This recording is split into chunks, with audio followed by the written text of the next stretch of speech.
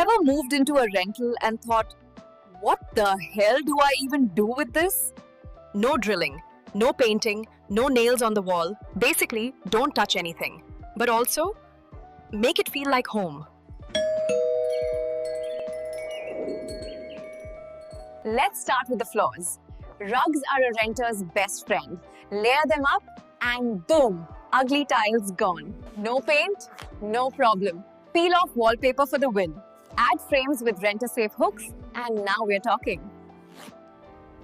That tube light had to go. Soft lighting instantly makes this feel like a home, not a hospital.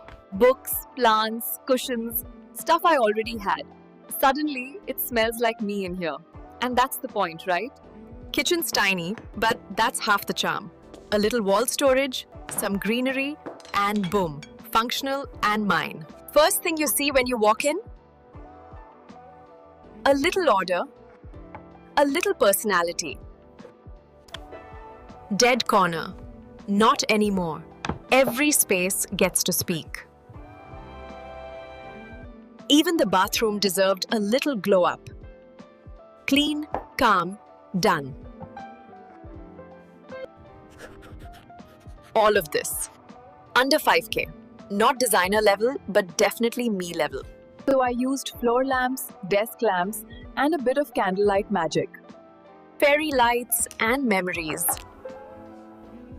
Nothing says home like the personal stuff. When friends show up and don't want to leave, you know you did it right. Had no space for a home office, so I just made one. A corner. My corner. Nothing fancy. Just two friends, takeout, and a room that finally feels warm. Even cooking feels different when the kitchen looks like you actually live here. Just me, a book, and the quiet. That's when it really feels like home. Late night, bare feet, just me and my plants. Honestly, perfect.